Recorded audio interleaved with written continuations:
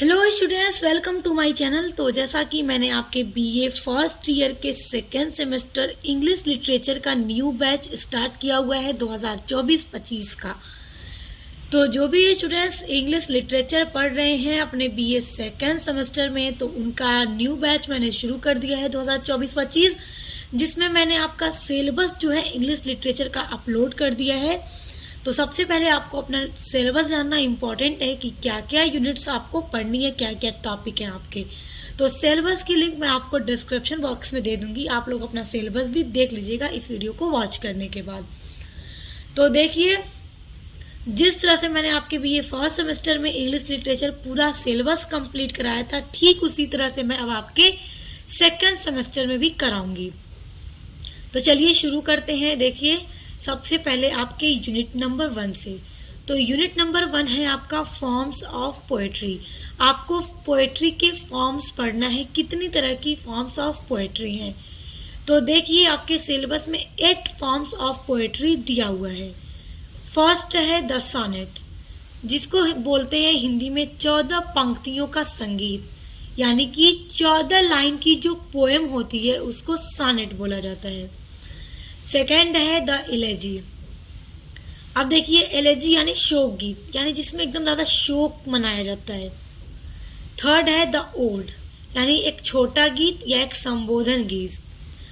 Fourth है the epic. Epic होता है महाकाव्य, यानी कि जो बड़ी पोएम होती है, लंबी पोएम होती है। फिफ्थ है आपका द बैलेड। बैलेड मतलब होता है विरहा। और सिक्स है आपका द लिरिक, यानी कि गायन के रूप में कविता, यानी कि एक गीत के रूप में, राग के रूप में। अब देखो, 7 है आपका द ड्रामेटिक मोनोलॉग, ये होता है एक नाटकीय भाषण। अब देखिए, 8 है आपका द एलोगरी। एलोगरी होता है प्रतीक कथा या रूपक कथा। तो ये आपको इतने फॉर्म्स ऑफ पोएट्री, यानी total 8 forms of poetry unit number 1 में पढ़ना है। तो चलिए हम एक बारी बारी सभी को पढ़ना शुरू करते हैं। तो सबसे पहली फॉर्म्स ऑफ पोएट्री है द सोनेट। देखिए, सोनेट के ऊपर वीडियो ऑलरेडी मैंने अपलोड कर दी है, यानी कि यूनिट नंबर 1 का पार्ट 1 अपलोड कर दिया है मैंने, जिसमें सोनेट के बारे में पूरा मैंने कवर किया हुआ है। सोनेट क्या है, सोनेट के types, Italian sonnet, English sonnet, सभी के बारे में पूरा एक वीडियो में मैंने मतलब पूरा कवर कर रखा है। तो सोनेट के लिए आपको डिस्क्रिप्शन बॉक्स में दी गई लिंक पर विजिट करना होगा। तो सोनेट आप डिस्क्रिप्शन बॉक्स में लिंक आपको मिल जाएगी, पढ़ लीजिएगा, क्योंकि बहुत इंपॉर्टेंट फॉर्म ऑफ पोएट्री है और एग्जाम में पूछा भी जाता है। चलिए आप सेकंड वाला देखते हैं, द एलेजी। अब देखिए, एलेजी क्या है, एक शोक गीत है। तो इसको पढ़ना शुरू करते हैं कि आखिर ये कैसी पोएम होती है। देखिए, ये जो आपकी फॉर्म्स ऑफ पोएट्री देख रहे हैं ना, तो जो पोएम आप पढ़ते हैं ना, पोएम पोएट्री, तो वो अलग अलग उसके रूप होते हैं। सोनेट होता है, इलेजी होता है, ओड होता है, एपिक, बैलेड, लिरिक। लिरिक ये सभी जितने हैं ना, ये सब एक टाइप है पोएम्स के। तो सोनेट के लिए आप डिस्क्रिप्शन बॉक्स में चेक कीजिएगा। चलिए एलेजी को देखते हैं। The word elegy originated from the Greek word elegia, which means to lament or to sorrowful. देखिए, जो इलेजी वर्ड है, ओरिजिनेटेड मतलब इलेजी शब्द की उत्पत्ति हुई है from the Greek word, Greek भाषा के शब्द एलेजिया से। विच मीन्स यानी एलेजिया का मतलब होता है लेमेंट और टू सॉरोफुल। लेमेंट मतलब शोक मनाना, विलाप करना, सॉरोफुल यानी एकदम दुखद, ऐसी पोएट्री जिसमें शोक मनाया जाता है, दुख मनाया जाता है। अब देखिए, an elegy the word is used for the lyric expressing melancholy emotion, particularly on the death of somebody, a friend or a great person। अब देखिए, जो इलेजी शब्द है, इसका यूज किया जाता है, मतलब मेलानकली मतलब उदासी भरी इमोशंस को प्रकट किया जाता है किसी दोस्त की मृत्यु पर, और एक ग्रेट पर्सन किसी महान व्यक्ति की मृत्यु पर। अब देखिए, किसी का अगर कोई बहुत ही क्लोज फ्रेंड की डेथ हो जाए तो वो उदास होगा, और यदि तो पहले के जो पोएट्स होते थे, अगर उनका बहुत करीबी किसी दोस्त की, रिलेटिव्स की मृत्यु हो जाती थी, तो वो एक पोएम लिख दिया करते थे उसी की मृत्यु पर शोक मनाते हुए, एकदम उदासी भरी पोएम लिख दिया करते थे। तो उसी पोएम को क्या कहा गया, इलेजी कहा गया। तो याद रखिएगा कि इलेजी भी एक ऐसी पोएम ही होती है, बस जिसमें राइटर जो होता है, पोएट जो होता है, वो शोक मनाता है, दुख मनाता है अपने किसी बहुत करीबी दोस्त या किसी बहुत ही महान पर्सन की मृत्यु हो जाने पर। इन अदर वर्ड्स, अन्य शब्दों में, it is a sort of a memorial poem or at least a poem on somebody's death. यानी कि अन्य शब्दों में ये एक यादगार कविता होती है। It is a sort of a memorial poem, यह एक यादगार कविता होती है। और एट लीस्ट, और कम से कम, a poem on somebody's death, या फिर जो किसी की मृत्यु पर लिखी जाती है, ये इस तरह की पोएम होती है। तो आई होप अब आप समझ गए होंगे कि इलेजी कैसी पोएम होती है। ये एक ऐसी पोएम होती है जिसमें किसी व्यक्ति के मर जाने पर उसके लिखकर उसका शोक मनाया जाता है, उसकी मृत्यु का, और एक यादगार कविता होती है। आगे आपके सिलेबस में आप एलेजी पढ़ेंगे भी, एक पोएम है ऐसी आपके सिलेबस में, ब्रेक ब्रेक ब्रेक, जो कि राइट पोएट ने अपने किसी बेस्ट फ्रेंड की डेथ पर लिखा था। आगे मैं सब आपको पढ़ाऊंगी, तब आप अच्छे से समझेंगे। अब देखिए नेक्स्ट टाइप्स ऑफ एलेजी। अब देखेंगे एलेजी कितने टाइप्स की होती है, एलेजी के कितने प्रकार हैं। There are 2 types of elegy. Elegy 2 तरह की होती है। पहला होता है पर्सनल एलेजी। अब पर्सनल एलेजी देखो बड़ा इंपॉर्टेंट है, एग्जाम में पूछता है वेरी शॉर्ट में, डिफाइन पर्सनल एलेजी।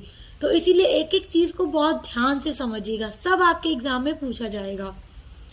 इन ए पर्सनल एलेजी, एक पर्सनल एलेजी में द पोएट, जो कवि होता है, लैमेंट्स द डेथ, विलाप मनाता है मृत्यु पर, ऑफ सम क्लोज फ्रेंड्स और रिलेटिव्स, किसी बहुत करीबी दोस्त या किसी करीबी रिश्तेदार की मृत्यु पर। यानी कि पर्सनल एलेजी पोएट कब लिखता है, जब उसके किसी करीबी दोस्त या रिश्तेदार की मृत्यु हो जाती है।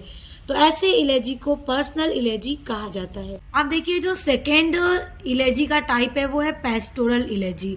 ये भी बहुत ज्यादा इंपॉर्टेंट है। अब देखिए इसको समझिए ध्यान से। The whole imagery of rural scene is draw in the pastoral elegy. Pastoral elegy में जो पोएट होता है वो इमेजरी ऑफ रूरल सीन, यानी कि एक ऐसा ग्रामीण जीवन की सीनरी खींचता है। एक पेस्टोरल इलेजी में जो पोएट होता है, the poet is a shepherd. देखिए पोएट होता है एक शेफर्ड, मतलब चरवाहा। पेस्टोरल इलेजी में जो पोएट होता है वो चरवाहा होता है। एंड मोन्स ऑन द डेथ, मोन्स मतलब होता है शोक मनाना, या लेमेंट भी आप इसकी जगह यूज कर सकते हैं। विलाप करता है, दुख मनाता है, ऑन द डेथ मृत्यु पर, ऑफ ए फॉलो शेफर्ड अपने साथ रहने वाले चरवाहा की मृत्यु पर। अब देखिए थर्ड फॉर्म्स ऑफ पोएट्री है ओड। अब ओड देखते हैं ओड क्या है। And ode is a type of lyric poem. Ode जो होती है वो एक लिरिक पोएम होती है। लिरिक पोएम यानी एक गायन गीत। Okay, odes are elaborately structured poems praising and events. देखो ओड को क्या बोलते हैं, एक संबोधन गीत। संबोधन गीत बोलते हैं ना हिंदी में। तो ओड आर इलेबोरेटली यानी विस्तार में वर्णन करते हैं। ओड्स में जो पोएट होता है ओड जब लिखता है तो इसमें प्रेजिंग एंड इवेंट्स, जो पोएट होता है प्रेज करता है, प्रशंसा करता है, तारीफ करता है। एंड इवेंट्स किसी भी घटना की, और इंडिविजुअल किसी भी व्यक्ति की, एनिमल्स किसी जानवर की, ऑब्जेक्ट किसी वस्तु की, प्लेस किसी जगह की, और आइडिया किसी विचार की। यानी कि ओड के अंदर जो पोएट होता है ओड में किसी भी चीज पर ओड लिख देता है। ओड क्या है, एक पोएम ही होती है। उस पोएम के अंदर किसी घटना के बारे में पूरा विस्तार में वर्णन हो सकता है, किसी व्यक्ति के ऊपर पूरा वर्णन हो सकता है, किसी जानवर, किसी वस्तु, किसी जगह या किसी विचार के ऊपर ओड में पूरा वर्णन करता है कवि। Sir Edmund Ghosh in the introduction to his English odes has described these words form as। अब देखिए सर एडमंड घोष जो है अपनी पुस्तक इंग्लिश ओड्स में वो ओड के बारे में वर्णन करते हुए लिखते हैं कि any strain of enthusiastic and exalted lyrical, देखिए ये एल है, ए के बाद एल है, exalted lyrical words directed to a fixed purpose and dealing progressively with one dignified theme.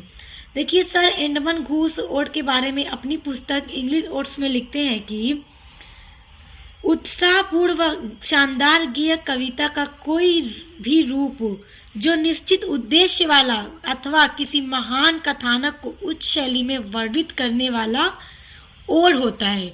यानी कि ओड में एक फिक्स थीम होता है, अपना विषय वस्तु होती है और किसी पर्टिकुलर व्यक्ति या किसी एनिमल, किसी घटना, किसी प्लेस पर पूरा वर्णन दिया जाता है उच्च शैली के साथ।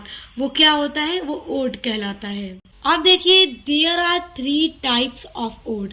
देखिए ओड जो है, ओड एक पोएम होती है और ओड 4 तरह की होती है। यहाँ पे 3 हो गया है, आप इसको 4 कर लीजिएगा। ओके, तो there are 4 types of ode.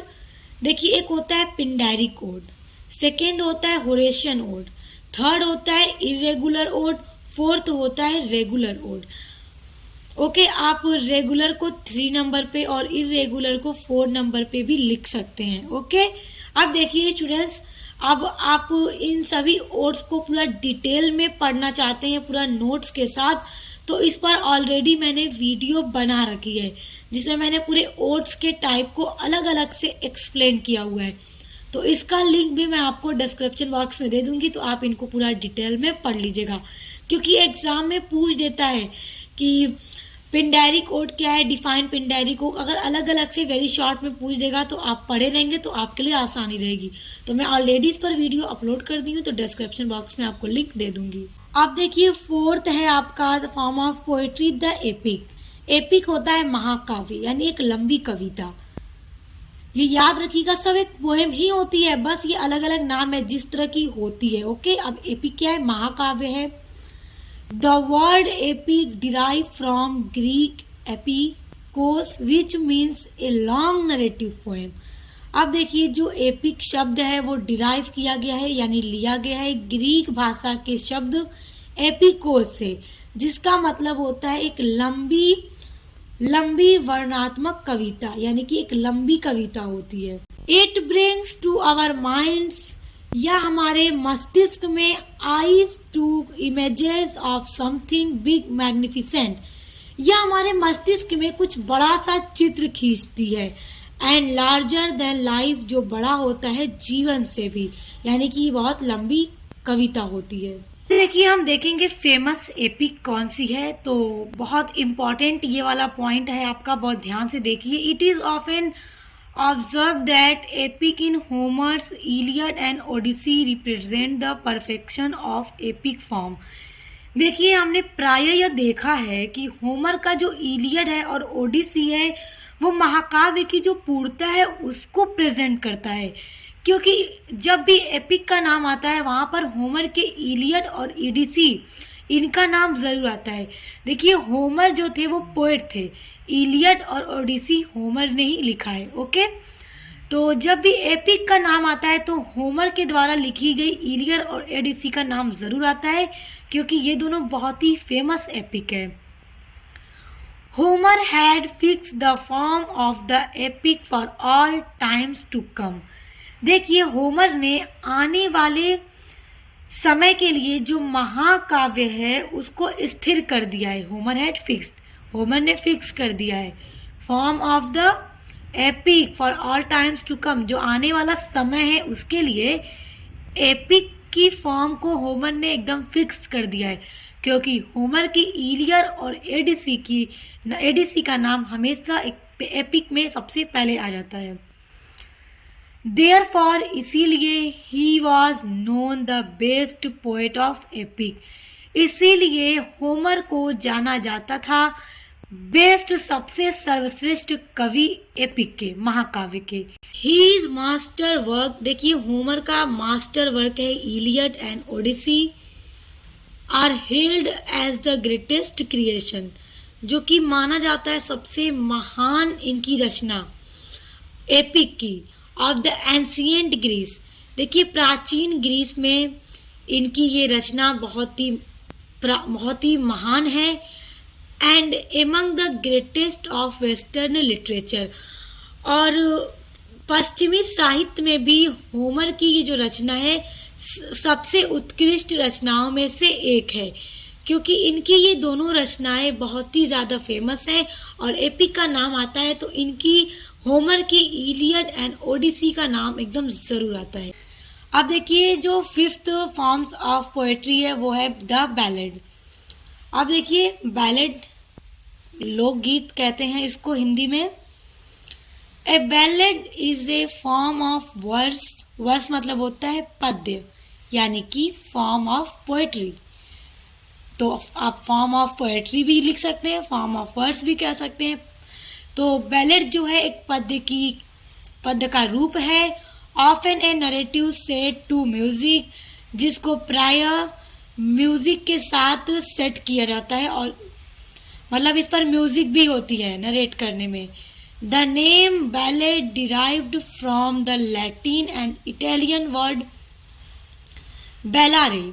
देखिए जो बैलेड शब्द है वो डिराइव यानी लिया गया है लैटिन और इटालियन भाषा के शब्द बैलारे से, और फ्रेंच वर्ड बैलर से, तो फ्रेंच वर्ड बालर से, विच मीन्स टू डांस, जिसका मतलब होता है डांस करना या नृत्य करना।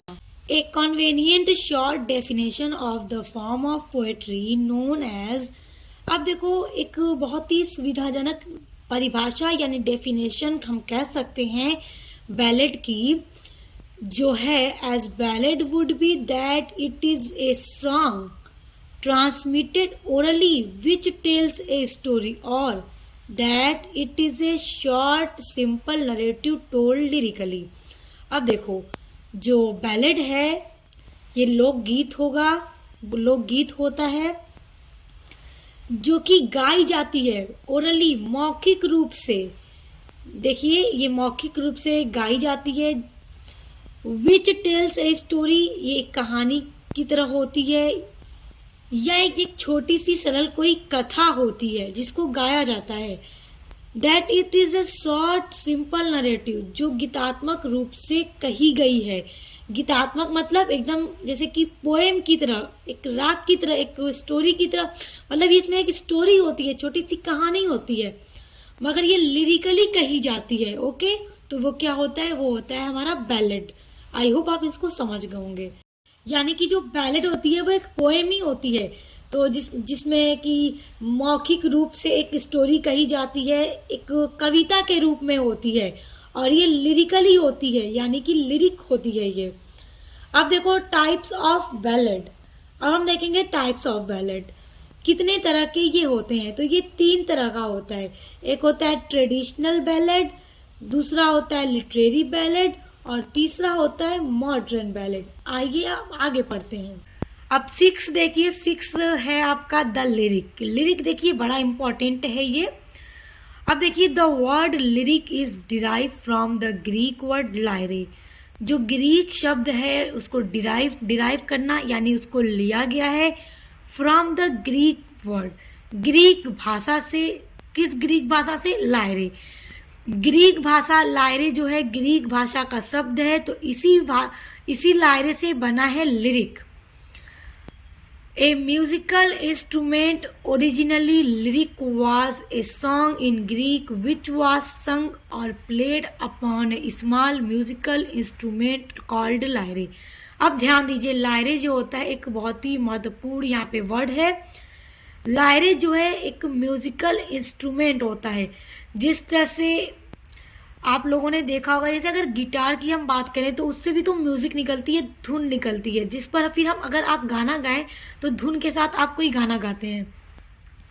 तो लायरे भी उसी तरह एक छोटा सा म्यूजिकल इंस्ट्रूमेंट होता है, जिसको कि ग्रीक में उसी लायरे पर एक विच वॉज संग और प्लेड, जिस पर गाया जाता था, या प्ले किया जाता था अपॉन ए स्मॉल म्यूजिकल इंस्ट्रूमेंट, एक छोटे से संगीत के यंत्र पर जिसका नाम था लायरे।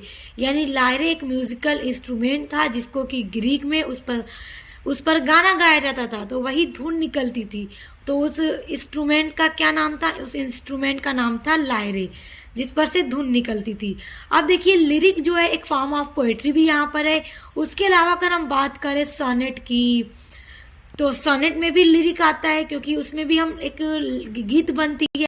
उसके अलावा बैलेड में भी लिरिकली होता है, तो आप उस तरह से भी इसको याद रख सकते हैं। तो याद रखिएगा लायरे से लिरिक शब्द बना है, और लायरे ग्रीक भाषा का एक शब्द है जो एक म्यूजिकल इंस्ट्रूमेंट था जिस पर भी गाना गाया जाता था। Okay, the name lyric is now applied to a poem. अब देखिए, अब लिरिक यानी गीत उस कविता को कहा जाता है विच जो गिव्स ए डायरेक्ट एक्सप्रेशन, जो देती है एकदम डायरेक्ट यानी सीधा एक्सप्रेशन देती है, सीधे तौर पर व्यक्त करती है टू पर्सनल इमोशंस, यानी कि व्यक्तिगत भावनाओं को लिरिक जो है अब एकदम डायरेक्ट व्यक्त करती है। It is no longer primarily design to be sung on any musical instrument. देखिए, प्राथमिक तौर पर यह किसी भी वाद्य यंत्र यहाँ पे कहा जा रहा है म्यूजिकल इंस्ट्रूमेंट्स को, यानी कि अब यहाँ पर म्यूजिकल इंस्ट्रूमेंट के साथ ये गाने के लिए नहीं होती, बल्कि इट इज इसेंशियली मेलोडियस, बल्कि यह क्या है, आवश्यकता के अनुसार मधुर होती है। देखिए स्टूडेंट्स, यहाँ पे ये कहा जा रहा है कि पहले जो लायरे नाम का एक म्यूजिकल इंस्ट्रूमेंट्स होता था, तो उसी पर इसको गाया जाता था, म्यूजिक के साथ गाया जाता था। लेकिन अब इस लिरिक को ये लिरिक जो है अब एक ऐसी पोएम होती है जिसमें किसी भी म्यूजिकल इंस्ट्रूमेंट की ज़रूरत नहीं पड़ती उसको गाने के लिए, क्योंकि अगर सनेट देखा जाए तो सनेट में भी हमारी राग बनती है, एक गीत बनता है ना, मगर हम सनेट को गाने के लिए ज़रूरी नहीं कि म्यूजिकल इंस्ट्रूमेंट्स का यूज़ करें। तो यहाँ पर अब वही बात कही जा रही है। लेकिन फिर भी अगर आप उसको पढ़ेंगे, सनेट को पढ़ेंगे, अगर हम जैसे आपके सिलेबस में है विलियम शेक्सपियर का sonnet let me not to the marriage of true minds, अगर हम उसको पढ़ें एक दो लाइन को मिलाकर, तो देखिए कितनी अच्छी तुक बनती है। तो वो क्या एकदम मेलोडियस होती है, मधुर होती है। ओके, तो आई होप अब आप समझ गए होंगे।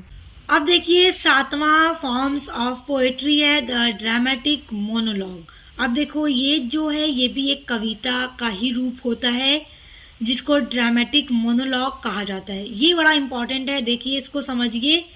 The dramatic monologue is a narrative by a single character. जो ड्रामेटिक मोनोलॉग होता है एक अकेले व्यक्ति के द्वारा ही बोला जाता है। इसको जो नरेट करता है वो एक सिंगल चरित्र होता है, अकेला व्यक्ति होता है इसमें बोलने वाला जो होता है। देखिए यहाँ पर एक वर्ड आ रहा है मोनोलॉग।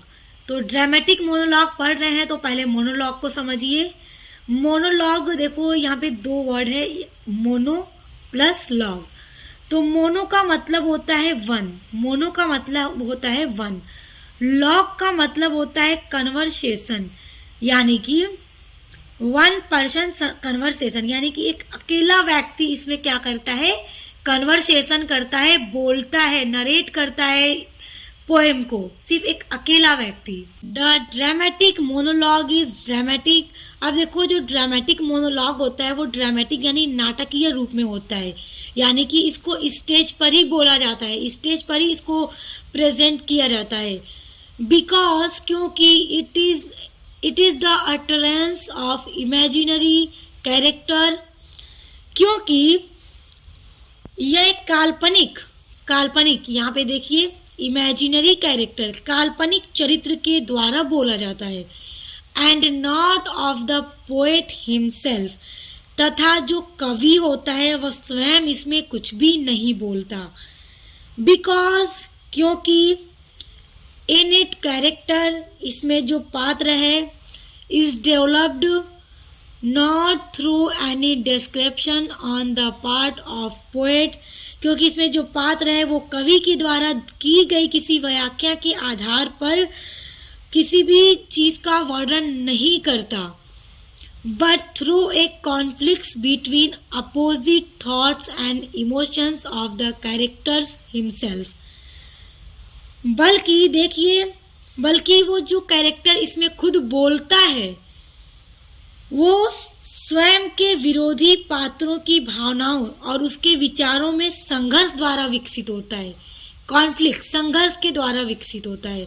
अब इसको और अच्छे से आप समझेंगे। अब आगे देखिए, इट इज ए मोनोलॉग, यह मोनोलॉग होता है, बिकॉज क्योंकि it is A conversation of a single individuals him with himself, क्योंकि इसमें एक अकेला व्यक्ति क्या करता है, कन्वर्सेशन करता है, पूरी बात करता है, पूरा अपने बारे में एक्सप्लेन करता है। यहाँ पे बोलने वाला, इस तरह की जो कविता होती है इसमें बोलने वाला व्यक्ति जो है कवि नहीं होता, बल्कि एक अलग पात्र होता है, जो अलग कैरेक्टर होता है, जो पूरा इसमें अपने बारे में बताता है। और ये ड्रामेटिक होता है, यानी कि इसको स्टेज पे परफॉर्म किया जाता है। आगे देखिए, the speaker usually the hero, और स्पीकर यानी कि जो आदमी इसमें बोला जा रहा है, अपने बारे में बताया जा रहा है, जो इस ड्रामेटिक मोनोलॉग को नरेट कर रहा है, वर्णन जो कर रहा है, वो कौन हुआ, वो स्पीकर हुआ, बोलने वाला। तो वो कौन होगा, वही इसका हीरो होगा। Narrates an important event of his life, और जो स्पीकर है वो नरेट करता है, बताता है अपनी महत्वपूर्ण घटनाओं को अपने जीवन की। He addresses his speech to the listener who never speaks. अब देखो, ही किसके लिए यूज हो रहा है, स्पीकर के लिए, जो इसमें बोल रहा है, जो अपनी कहानी का वर्णन कर रहा है। ही एड्रेसेस यानी कि वो बता रहा है अपने स्पीच में अपने लिसनर को, हु नेवर स्पीक्स, और जो लिसनर है, जो सुनने वाले हैं, वो कभी बोलते नहीं हैं। But speaker is always continuous, जबकि जो स्पीकर होता है, बोलने वाला होता है, वो लगातार बोलता जाता है, रुकता नहीं है। The events in narrated with warm passion and inspired thoughts, और जो घटनाओं का वर्णन स्पीकर करता है उसको एकदम वार्म पैशन और इंस्पायर्ड थॉट्स के साथ करता है। तो आई होप आप समझ गए होंगे ड्रामेटिक मोनोलॉग क्या होता है। इसमें जो अकेला व्यक्ति ही स्टोरी का वर्णन करता है, ये एक ड्रामेटिक होता है क्योंकि स्टेज पे परफॉर्म होता है। और जो स्पीकर होता है वो लगातार अपनी भावनाओं को, अपने जीवन की घटनाओं को सुनाता जाता है, एकदम पैशन और इंस्पायर्ड थॉट्स के साथ, जुनून के साथ। और जो लिसनर है, जो सुन रहा है, वो कभी भी बोलता नहीं है, जबकि जो स्पीकर होता है वो लगातार बोलता चला जाता है। वही होता है द ड्रामेटिक मोनोलॉग। अब देखिए, आपका 8th and last form of poetry है एलिगरी। अब देखो, एलिगरी जो है एक बहुत ही इम्पॉर्टेंट फॉर्म ऑफ पोएट्री है, और उसी के साथ हम इसको फिगर ऑफ स्पीच भी कह सकते हैं। देखिए, ये बहुत ज़्यादा इम्पॉर्टेंट है। अब ये क्या है, आइए देखते हैं लिटरेचर में ये क्या है। देखिए, an allegory is a work, allegory जो है एक ऐसा वर्क होता है दैट, जो कि कन्वेज बताता है ए हिडन मीनिंग, एक छुपी हुई मीनिंग को बताता है। जैसे कि कह सकते हैं कि एक स्टोरी के अंदर स्टोरी होना क्या है, एलिगरी है। यानी कि एक स्टोरी अगर कोई राइटर लिख रहा है तो उस स्टोरी से अगर हमें जो स्टोरी मिल रही है उसमें से एक हिडन हमें मैसेज मिल रहा है, तो वो क्या है, वो एलिगरी है। Allegory is A Greek word and means speaking of one thing under the image of another. अब देखिए, allegory is A Greek word, ये ग्रीक शब्द है, एंड मीन्स जिसका मतलब होता है स्पीकिंग, बोलना, ऑफ वन थिंग किसी चीज के बारे में, अंडर नीचे से, ऑफ इमेज ऑफ अनदर किसी दूसरे चीज के इमेज पर किसी दूसरी चीज का वर्णन होना। अब जैसे कि बहुत सारे ऐसे वर्क हैं राइटर्स के जिसको पढ़ने से उसका दूसरा मीनिंग निकलता है, चाहे वो मीनिंग कोई वो मोरल मैसेज हो सकता है, कोई सोशल इश्यूज हो सकती है, कोई पॉलिटिक्स वाली बात हो सकती है, कोई रिलीजियस, ये सब कुछ भी हो सकता है। Okay, the hidden meaning is express through symbols, और जो हिडन मीनिंग होती है किसी भी वर्क के अंदर वो एक्सप्रेस्ड करता है राइटर किसी भी सिंबल के द्वारा। अब देखो, जो हिडन मीनिंग है वो हमें पोएम में भी मिल सकता है, स्टोरी में भी मिल सकता है, किसी ड्रामा से भी मिल सकता है, किसी नॉवेल से भी मिल सकता है। तो यहाँ पर एकदम फिक्स नहीं है कि ये सिर्फ हमें पोएम से ही मिलेगा। जैसा कि हम फॉर्म ऑफ पोएट्री पढ़ रहे हैं, तो ये किसी में भी हमको मिल सकता है। ये जो हिडन मीनिंग है, it is serious, complex and philosophic. और जो एलेगरी होता है वो बहुत ही सीरियस, गंभीर होता है, कॉम्प्लेक्स होता है और फिलोसॉफिक यानी दार्शनिक होता है। There is no definite form of allegory. अब देखिए, यहाँ पर कोई भी एक निश्चित फॉर्म नहीं है एलेगरी की। अब जैसे देखिए, अभी तक हमने जितने फॉर्म्स ऑफ पोएट्री पढ़े वो सब पोएम का ही रूप है। अब एलेगरी क्या है? एक हिडन मीनिंग होती है किसी भी लिटरेचर के वर्क के अंदर। अब यहाँ पे इसका एलेगरी का कोई निश्चित फॉर्म नहीं है। एकदम निश्चित फॉर्म का मतलब ये कि कोई पोएट अपनी पोएम के थ्रू भी कोई हिडन मीनिंग दे सकता है। कोई राइटर अपने ड्रामा के द्वारा दे सकता है, अपने नावल के द्वारा दे सकता है, कोई हिडन मीनिंग कोई स्टोरी के द्वारा दे सकता है। तो ये किसी में भी हमें हिडन मीनिंग मिल जाती है, तो वही होता है एलेगरी। अब देखिए ओरिजिन यानी कि उत्पत्ति। अब एलेगरी की उत्पत्ति कहाँ हुई? इन यूरोप में the allegorical poetry had its origin in stories of the Bible. देखिए, एलेगरी को हिंदी में रूपक कविता भी कह सकते हैं। तो इसकी उत्पत्ति बाइबल की कहानियों से हुई। The short moralistic stories were composed by the fathers. अब देखिए, पादरी जो थे छोटी छोटी नैतिक कहानियां लिखा करते थे। And introducing an element of mysticism into theology that soon passed into literature। और वो पादरी जो छोटी छोटी नैतिक कहानियां लिखा करते थे जिसमें कि एक नैतिक मोरल मैसेज मिलता था, वही जिसमें कि आध्यात्म के रहस्यवाद के तत्व हुआ करते थे, और वही धीरे धीरे लिटरेचर में भी एंटर हो गया, प्रवेश कर गया।